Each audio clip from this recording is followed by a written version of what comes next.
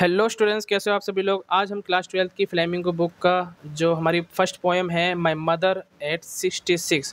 ठीक है, तो इस पोएम को आज हम रीड करने वाले हैं। इसको समझेंगे अच्छे से, लाइन बाय लाइन समझेंगे और इसके पोएट्री डिवाइस को भी देखेंगे। और अगर आप अभी तक आपने लॉस्ट स्प्रिंग और द लास्ट लेसन के मोस्ट इंपोर्टेंट क्वेश्चन आंसर की वीडियो नहीं देखी है तो उसके लिंक डिस्क्रिप्शन बॉक्स में मिल जाएगा, जाके जरूर देखें। वो क्वेश्चन बहुत इंपॉर्टेंट है जो एग्जाम में जरूर आएंगे। तो अभी तो हम इस पोएम को समझेंगे, इसके बाद इस पोएम के क्वेश्चन आंसर को भी देखेंगे। ठीक है, इसके क्वेश्चन आंसर की वीडियो भी जल्दी आ जाएगी। ठीक है, तो चलो शुरू करते हैं फिर आज की इस पोएम को। सबसे पहले हम पोएट के बारे में जानते हैं। देखो, पोएट का नाम है कमला दास। इनका जो जन्म हुआ था 1934 में और डेथ हुई थी 2009 में। इनका जन्म कहाँ पे हुआ था? मालाबार, केरल में हुआ था। ठीक है, और ये इंडिया की जानी मानी कवित्रियों में से एक हैं। ठीक है, इनके जो काम होते हैं वो ज़्यादातर पॉपुलर क्यों हैं? उनकी ओरिजिनलिटी की वजह से। मतलब इनके काम काफ़ी ज़्यादा ओरिजिनल, मतलब इनके काम में रियल होंगे, मतलब वो किसी से कॉपी नहीं किए होंगे। ठीक है, उनकी काम या फिर उनकी जो बुक्स हैं उनके खुद के ही थॉट्स हैं, वो यूनिक काम है उनका। ठीक है, और वर्सेटैलिटी देखने को मिलेगा। वर्सेटैलिटी मतलब होता है डिफरेंट सब्जेक्ट पे, डिफरेंट टॉपिक्स पर उन्होंने बुक्स लिखी हैं। ठीक है, तो काफ़ी ज़्यादा टैलेंटेड हैं। और दूसरी चीज़ है, इन्होंने अपने काम में या फिर अपनी किताबों में इन्होंने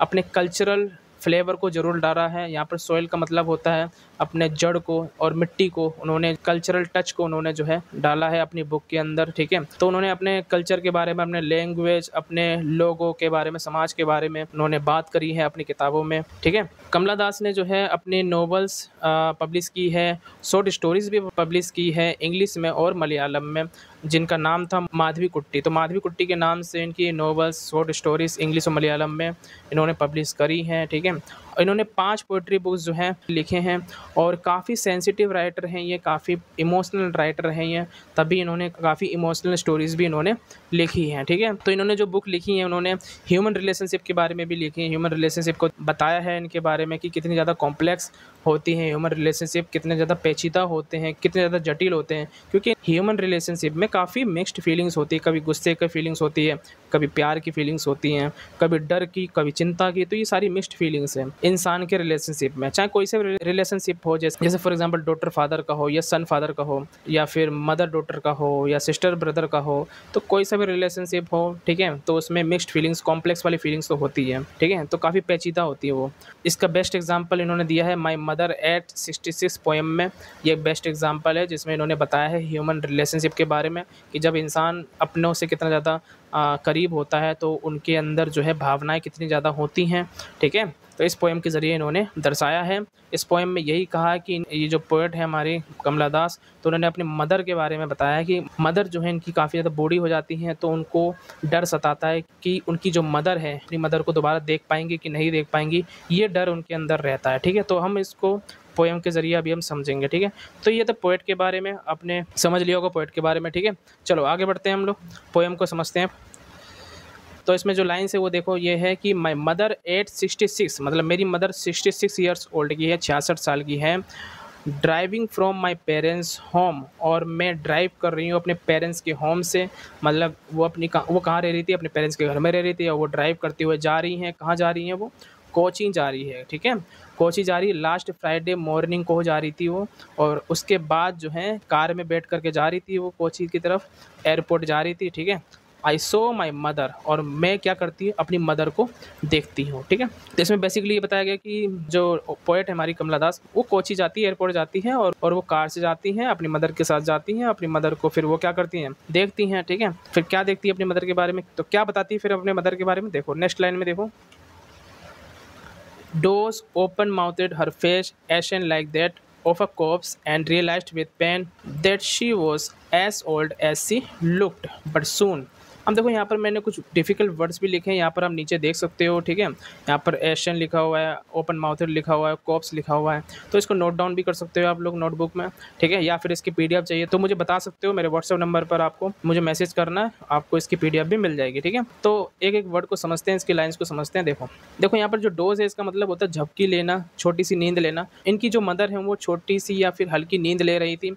ठीक है, ओपन माउथेड मतलब उनका मुंह खुला हुआ था। हर फेस एशन, एशन का मतलब यहाँ पर होता है राख जैसा, या फिर पीला पड़ना, या फिर ग्रे कलर के इनका चेहरा दिख रहा था, मतलब बेजान चेहरा, फीका चेहरा दिख रहा था, ठीक है, राख जैसा चेहरा दिख रहा था उनका। किसकी तरह दिख रहा था? तो like that of a cops, यानी कॉप्स की जैसा दिख रहा था। कॉप्स का मतलब होता है यहाँ पर डेड बॉडी, जैसे डेड बॉडी का चेहरा होता है ना, बिल्कुल फीका पड़ जाता है, उस समय कलरलेस फेस हो जाता है, तो वैसे ही उनका चेहरा नजर आ रहा था, ठीक है। एंड रियलाइज्ड विद पेन, और उनको रियलाइज होता है, और दर्द के साथ उनको पेन के साथ रियलाइज होता है कि उनकी मदर कितनी ज़्यादा बूढ़ी हो गई हैं, कितनी ज़्यादा एज्ड हो गई हैं, ठीक है। अब वो यही उनके अंदर डर रहता है कि अब वो दोबारा अपनी मदर को देख पाएगी या फिर नहीं देख पाएंगी, क्योंकि उनकी मदर का चेहरा जो है बिल्कुल मुरझा गया है, काफ़ी वीक दिख रही है उनकी मदर, ठीक है। That she was as old as she looked, अब वो उतनी बूढ़ी नज़र आ रही है जितना वो दिखाई दे रही हैं अभी, ठीक है। तो इतनी बूढ़ी वो नज़र आ रही है, इतनी बुजुर्ग हो चुकी है मेरी मदर। तो पोएट जो है अपनी मदर के बारे में ये सब डिस्क्राइब करती हैं। बट सून, लेकिन जल्द ही, नेक्स्ट लाइन में देखो, जल्द ही पुट दैट थॉट अवे, मतलब अपने थॉट को, अपने विचार को वो अभी निकाल देती हैं, जो वो विचार कर रही थी अपनी मदर के बारे में, ठीक है। अपने ध्यान को वो भटका देती हैं, डाइवर्ट कर देती हैं किसी और जगह, और वो कहाँ करती हैं?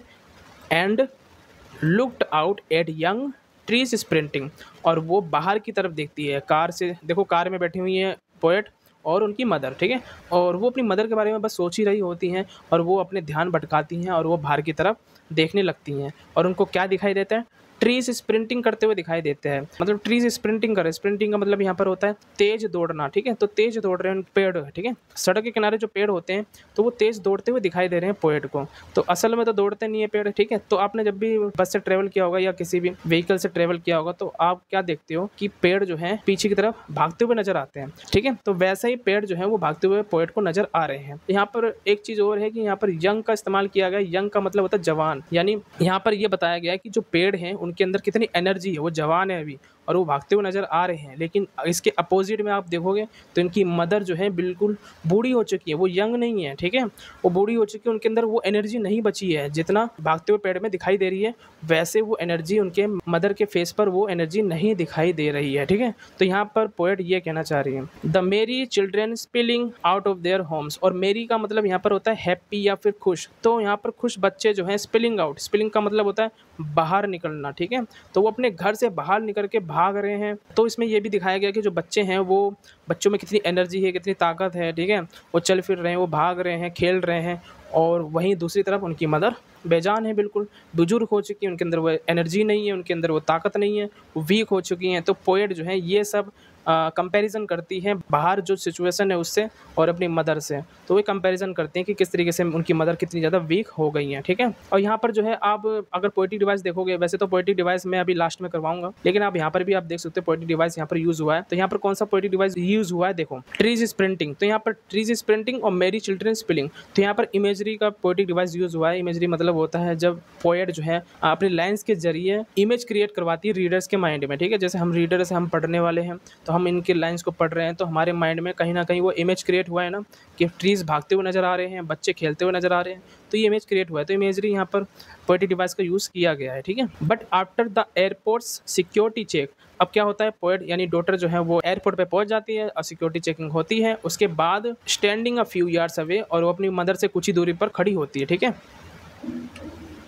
आई लुक्ड अगेन एट हर, मैंने अपनी मदर को दोबारा देखा, काफ़ी wan pale as a later winter's moon, वो अपनी मदर को दोबारा देखती हैं, काफ़ी वैन नज़र आती है। वैन का मतलब यहाँ पर होता है पेल या फिर कलरलेस। पोएट की जो मदर है उनकी मदर का जो फेस है, जो चेहरा है, वो काफ़ी फीका नज़र आता है, कलरलेस नज़र आता है, ठीक है। और कैसे नज़र आता है, लेट विंटर मून जैसा। लेट विंटर मून का मतलब होता है सर्दी के एंड के महीने में आप देखोगे तो जो चांद होता है वो काफ़ी फीका नज़र आता है, काफ़ी कलरलेस नज़र आता है, धुंधला नज़र आता है। तो वैसा ही उनका चेहरा जो है नज़र आ रहा है, ठीक है। तो यहाँ पर सिमली का यूज़ किया गया, सिमली पोएटिक डिवाइस का यूज़ किया गया। सिमली को पहचानने के लिए यहाँ पर हम क्या करते हैं कि लाइक और एज देखते हैं। तो जब भी दो चीज़ों के बीच में कंपेरिजन किया जाता है ना, लाइक और एज का यूज़ किया जाता है, तो सिमली पोएटिक डिवाइस का यूज़ किया गया है। जैसे यहाँ पर आप देखोगे तो यहाँ पर एज तो आ रहा है, ठीक है, और दो चीज़ों का कंपैरिजन भी किया गया है। किस चीज़ का? देखो, पोएट ने अपनी मदर की जो फेस है, चेहरा है, उनका कंपैरिजन किया है लेट विंटर मून से, ठीक है। तो यहाँ पर सिमिली पोएटिक डिवाइस का यूज़ हुआ है। And felt that old familiar एक, अब उनको वही फेमिलियर एक का मतलब होता है यहाँ पर जाना पहचाना दर्द। तो जाना पहचाना दर्द वही महसूस होता है,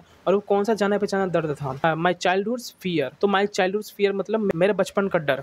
तो मेरा बचपन का जो डर था, जब वो अपनी मदर से कुछ देर के लिए बिछड़ गई थी, तो वो डर दोबारा जो है वो सताता है पोएट को अपने मदर के बारे में, ठीक है। तो वही डर जो है वो महसूस करती हैं जब वो अपनी मदर से कुछ टाइम के लिए बिछड़ जाती हैं, और वो अब ये सोचती हैं कि दोबारा कहीं मैं अपनी मदर से बिछड़ ना जाऊं, अपनी मदर को खो ना दूं वापस, ठीक है। तो वही दर्द, वही डर उनके मन में सता रहा होता है, बचपन का जो डर था, ठीक है। बट ऑल आई सेड वो सी यू सून अम्मा।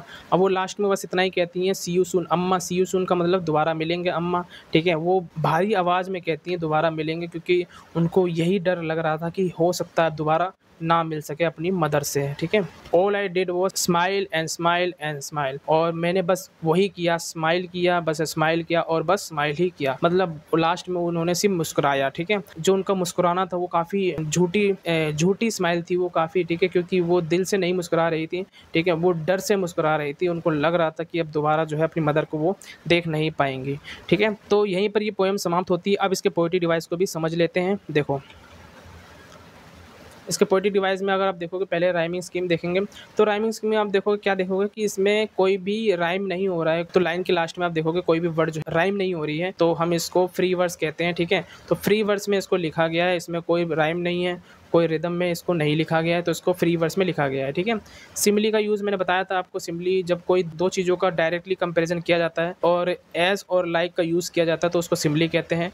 जैसे आप देखोगे तो उनका चेहरा जो है एशन पड़ गया था। एशन मतलब होता है राख जैसा, फीका पड़ गया था। और किसके साथ कंपैरिजन किया गया था? कॉप्स के साथ। कॉप्स मतलब डेड बॉडी के साथ उनका चेहरा कंपैरिजन किया गया था। और यहाँ पर जो है आप देख सकते हो लाइक, ठीक है। तो लाइक जो है यहाँ पर यूज़ किया गया, तो मतलब यहाँ पर सिमिली पोएटिक डिवाइस यूज़ हुआ है।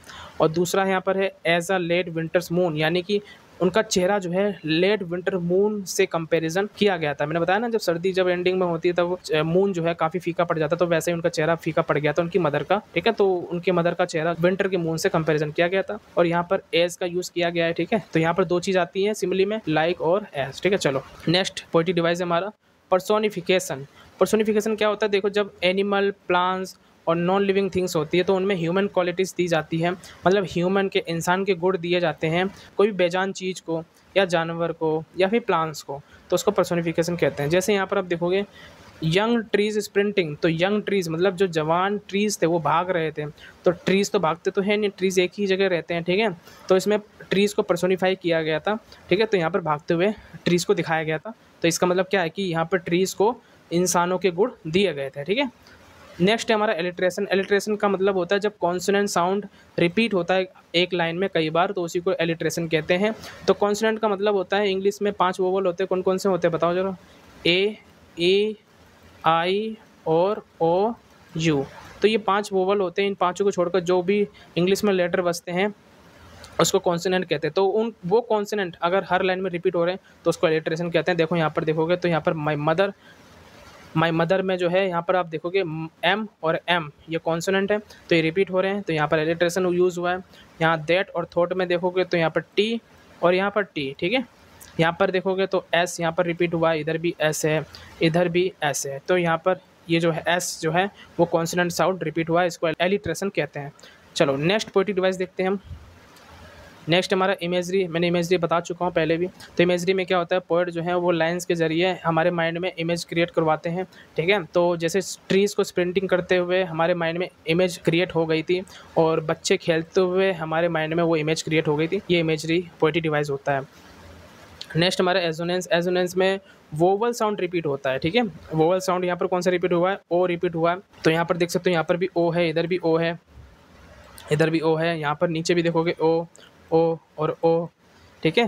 तो यहाँ पर हर जगह देखोगे तो ये इस लाइन में ओ नजर आ रहा है आपको, ठीक है। तो ये रिपीट हुआ है, तो इसको हम एसोनेंस कहते हैं क्योंकि इसमें वोवल साउंड रिपीट हुआ है, ठीक है। तो ये था पोएटिक डिवाइसेस इस पोएम के। तो इस वीडियो को यहीं पर समाप्त करते हैं, पोएम यहीं पर समाप्त होती है, ठीक है। अब नेक्स्ट वीडियो में हम और भी चैप्टर्स के वन शॉट की वीडियो जरूर आपको देखने को मिलेगी। इस पोएम के मोस्ट इंपोर्टेंट क्वेश्चन आंसर की वीडियो भी जल्दी अपलोड हो जाएगी, ठीक है। और सिर्फ 12th क्लास की नहीं, और भी क्लासेस की जैसे 9th class, 10th class, 11th class, इन क्लासेस की भी जो है काफी ज्यादा वीडियोस आने वाली हैं, ठीक है। तो आप छोटे भाई बहन को इस चैनल के बारे में जरूर बता देना, ठीक है। इस चैनल में और भी चैप्टर्स की वीडियो अपलोड की जाएगी, वो भी बहुत ही जल्द, ठीक है। तो फिर मिलते हैं नेक्स्ट वीडियो में। So thank you so much for watching this video.